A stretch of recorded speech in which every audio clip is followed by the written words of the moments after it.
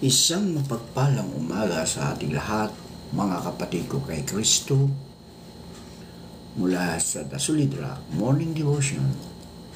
Isang kagalakan na ulit tayo ay makapagbulay-bulay sa salita ng Panginoon sa umagang ito. Mga ilang minutong pagbubulay-bulay ng mga salita ng Panginoon upang papurihan at sambahin ang ating Panginoong Hesukristo. Ang ating pong pagbubulay-bulayan ngayong umaga ay matatagpuan sa Lucas Kapitulo 1, talatang 39 hanggang 45. Ito ang sinasabi. At ang mga araw na ito'y nagtindig si Maria at nagmadaling napasa lupaing maburol sa isang bayan sa Huda.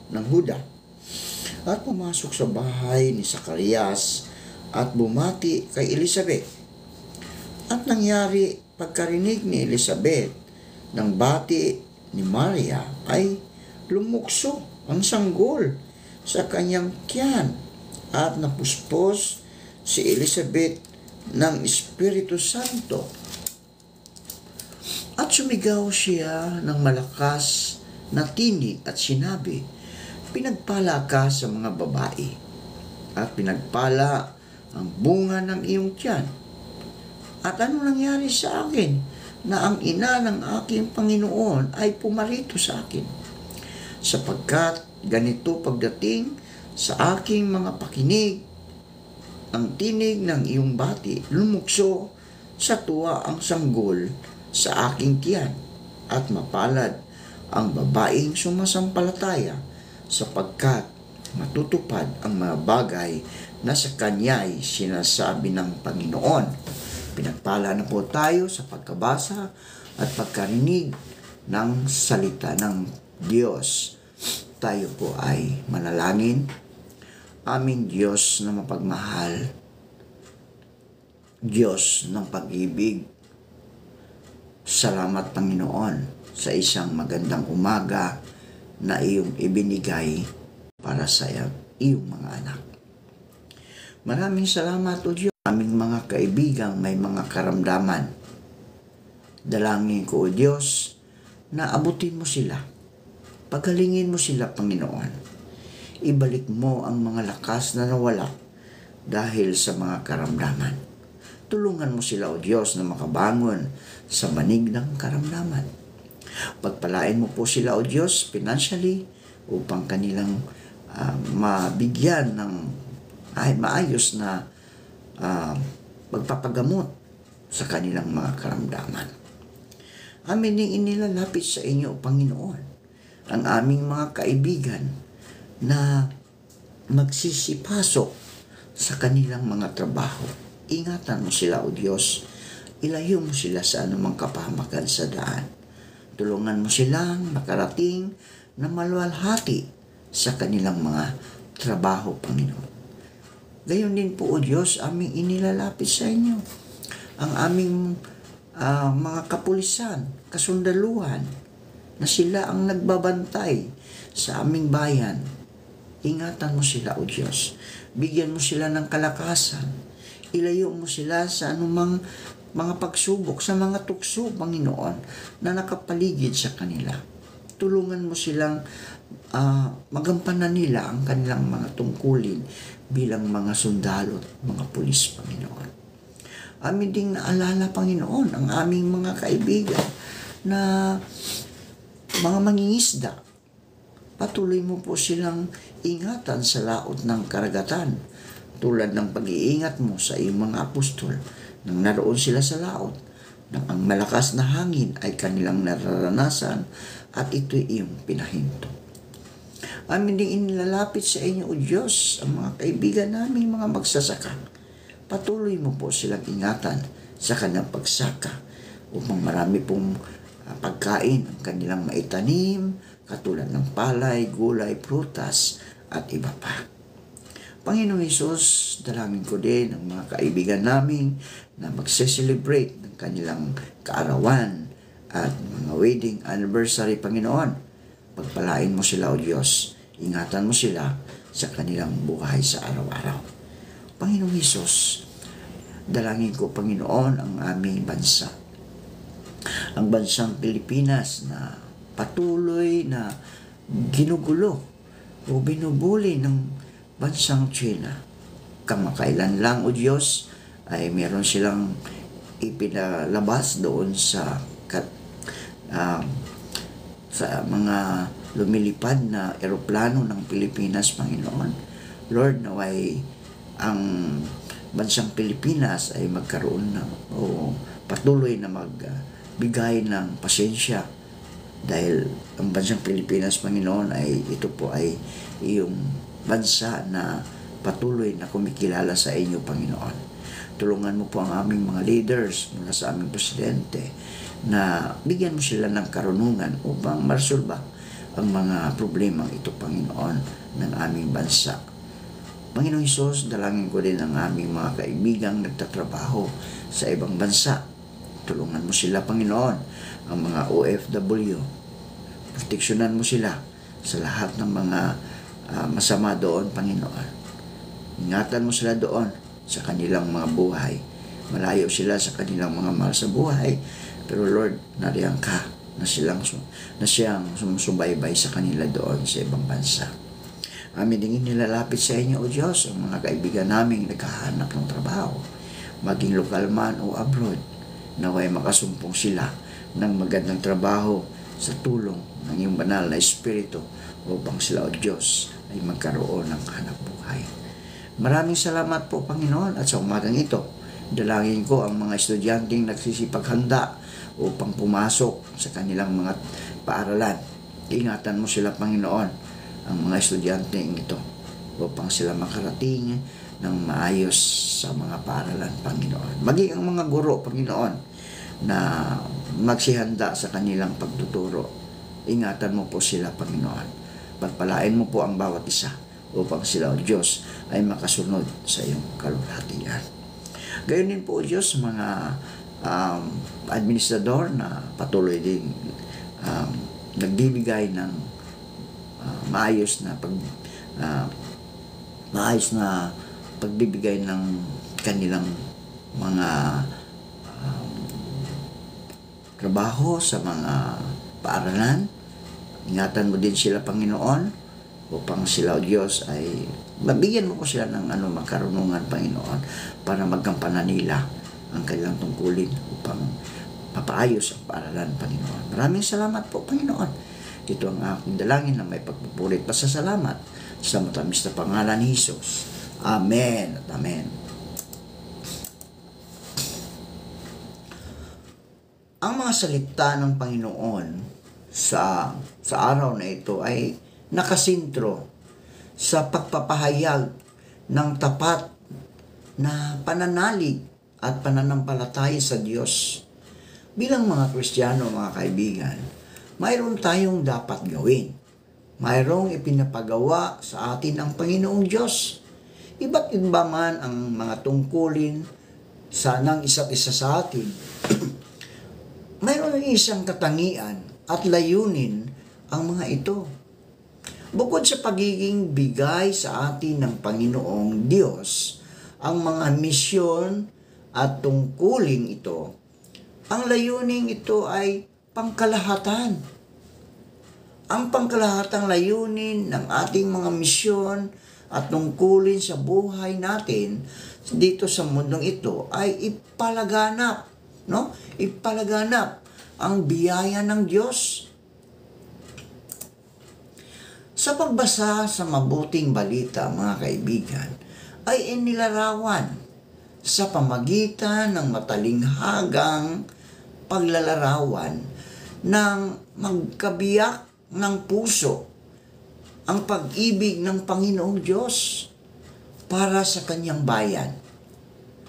Ang bayan ng Diyos ay nagagalak dahil sa kanya na tunay at wagas na umiibig. Ang pag-ibig ng Diyos ay nagdudulot ng galak sa lahat ng mga tapat sa Panginoon. Katunayan, mga kaibigan, Ang tema rin ito ay siya ring pinagtutuunan ng pansin sa alternatibong pagbasa sa Panginoong Diyos lamang. Nagmumula ang tunay na galak at ibinabahagi niya ito sa lahat ng mga tapat na nagmamahal, sumasamba, nananalig, at sumasampalataya sa Kanya. Sa Ebanghelyo, ang sanggol na si Juan Bautista, bagamat dinadala pa siya ng kanyang inang si Elizabeth, ay gumagalaw sa tuwa ng marinig nilang mag-ina ang pagbati ng ina ni Jesus na si Maria, na nagdadala sa ipinangakong Mesiyas at manunubos na si Jesus.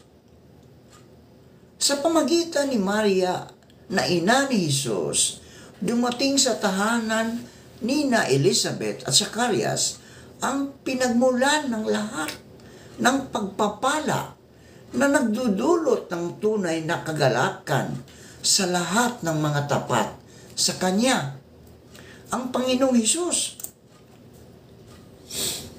Inilarawan ng salaysay ng pagdalaw ng ina ni Jesus na si Maria sa kanyang kamag-anak na si Elizabeth para sa araw na ito ang pangkalahatang tungkulin ng lahat ng mga Kristiyano. Ipalaganap ang tunay na galak at pag-asang kaloob ng Panginoong Hesus. Ito ang ating misyon, mga kaibigan, no? Bilang mga Kristiyano. Dinala ng Maria na ina ni Jesus sa kanyang sinapupunan sa loob ng 9 buwan ang ipinangakong tagapagligtas na si Jesucristo. Hindi niya sinarili lamang ang pinakadakilang biyaya mula sa Diyos. Di ba, mga kaibigan? Hindi niya sinarili. Subalit, ibinabahagi niya ito sa kamag-anak niyang si Elizabeth na daladala sa kanyang sinapupunan ang sanggol na si Juan Bautista sa mga oras na iyon. Dinala ni Maria ang Panginoong Hesus. Subalit, ano ang dala ng ilang mga tao sa kasalukuyan, mga kaibigan? Ano ang dala ng mga tao o ilang mga tao sa kasalukuyan ngayon? Mga masasamang bagay. No? Masasamang bagay. No? Katulad na lamang sa piking balita. No? Mga piking balita, fake news, panliling lang, at paninirang puri. Katunayan, marami sa mga piking balita o fake news o paniling lang o paninirang puring ipinalaganap ng ilang mga tao sa kasalukuyang panahon ay galing sa mga sikat na tao. Katulad na lamang ng mga taong nakaluklok sa kapangyarihan, sa lipunan. May hawak nga silang kapangyarihan, subalit ang tangi nilang inaatupag ay pagpalabango ng kanilang mga pangalan. Pagpapango ng kanilang mga pangalan. Sa halip na gamitin ang kapangyarihan para sa ikabubuti ng pamayanan, ginagamit ito upang manguto at manloko ng mga inosente. Tapos, anong mangyari?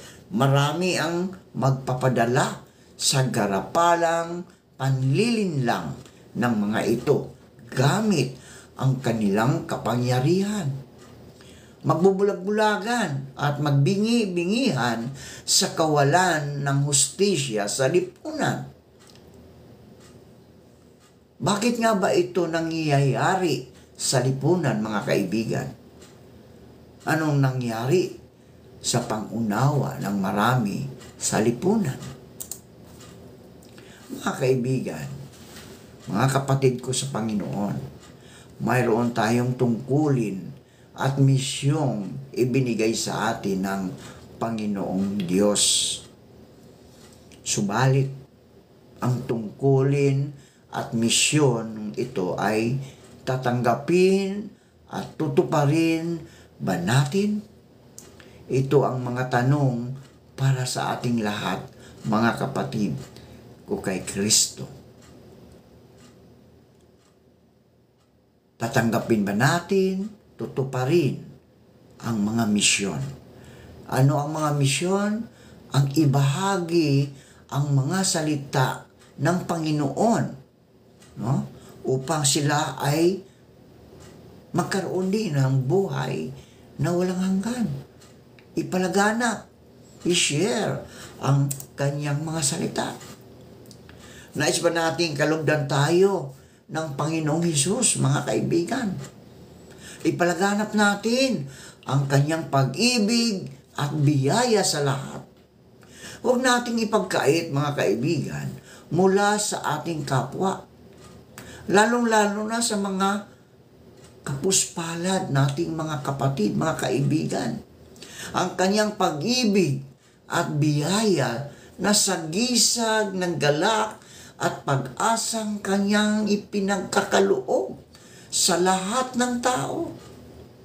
Huwag tayong maging tagapagpalaganap ng mga fake news, no? Mga panliling lang at paninirang puri.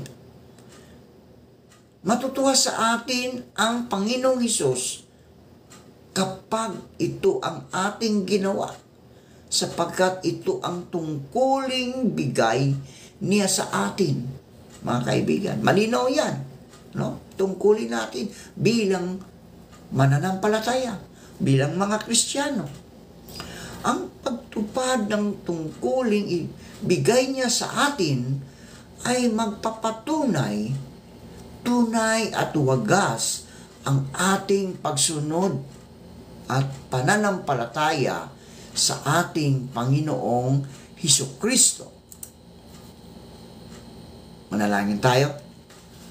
Salamat po, Panginoon, sa mga salita na aming napagbubulay-bulayan tungkol sa aming tagapagligtas.